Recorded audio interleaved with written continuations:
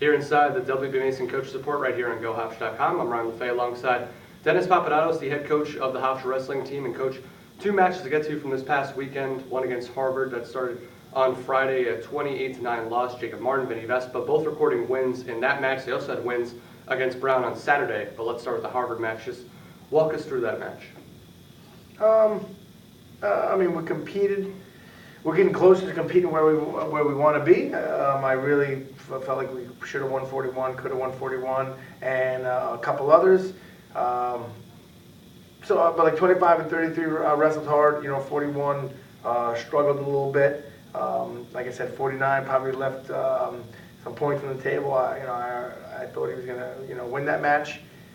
Still, a little more of the same, but I guess getting closer to where we want to be, but a little more of the same, that we still have to win more of the overall tiny little battles, and we could have had a different result.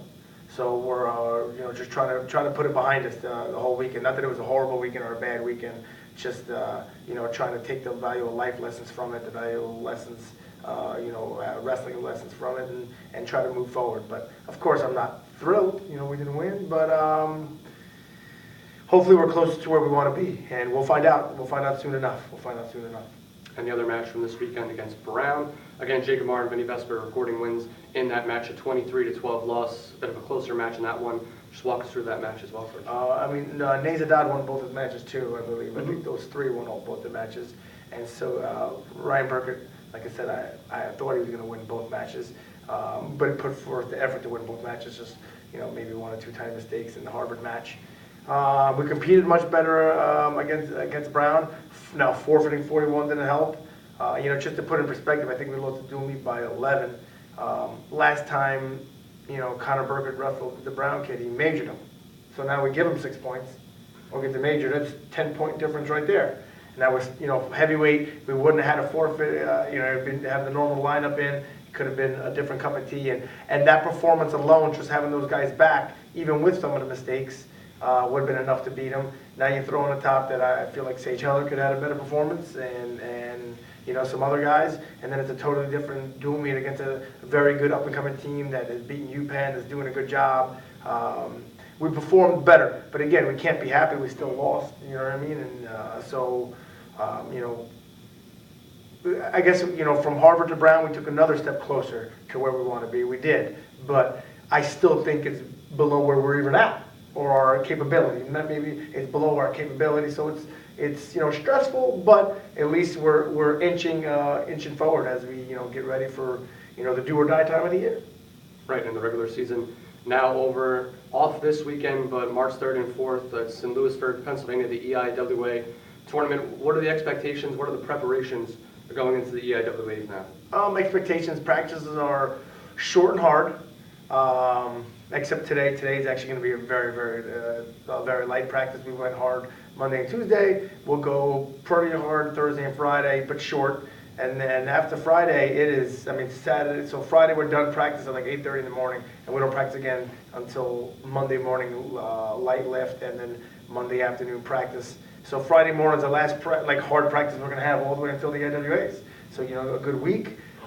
Today's gonna be a light day. Like I said, we'll put 4 good days in this week, and not grueling hard, just hard. You got to get what you need to get out of it. And it's at this point, it's all about feeling good and hugging and petting puppies and making sure everyone believes and doing whatever they need to do individually. I think there's a lot of individual time. I told the guys to be very selfish these next 2 weeks. Think about yourself, and worrying about yourself is going to help the team. And it's the coach's responsibility to give every single guy what they need individually, if that makes sense. And and if everyone does that, we'll be a stronger team. So we put together a good 2 days. Like I said, today's kind of a recovery day, just getting ready as we kind of get back in. So we'll see what mental output we should be at. We should have our 10 guys in the lineup for EIWAs. That's the plan, and we're definitely going in that direction on the sports med side.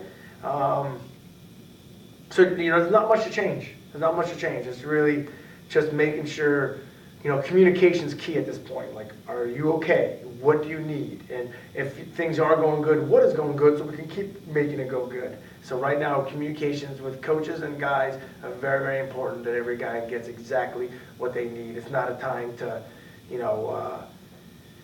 put your foot down and say, we're going to do it this way, this is the way you need to win. Right now, guys need everything that they specifically need, and that's what we're going to focus on.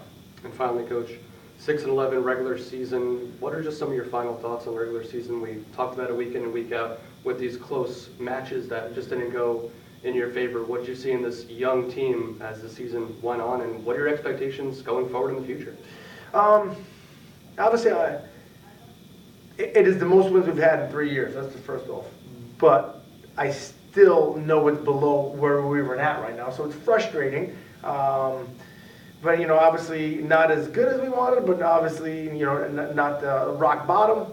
So hopefully we can move forward on it. I'm not too thrilled about it. I really, really honestly thought that we were going to have a winning record at the end of the year. And like I said, all those matches on close, you turn out of the 8 ones that were close, we turned 3 of them around. We don't even need to turn half of them around. We have a winning record, but it didn't happen. So.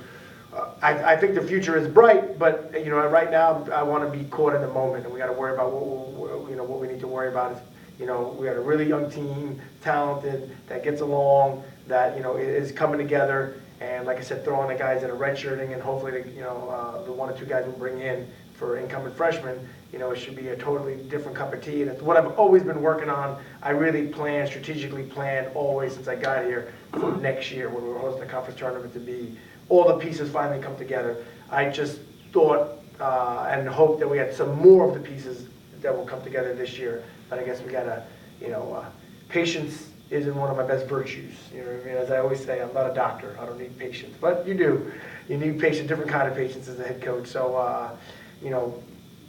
I have high expectations for the future, but I'm trying not to worry about it right now because we got to get through EIWAs and the national tournament this year. So that's what we're focusing in on, getting these young, talented, hungry team ready to compete to the closest of their ability on March 3rd and 4th at Bucknell.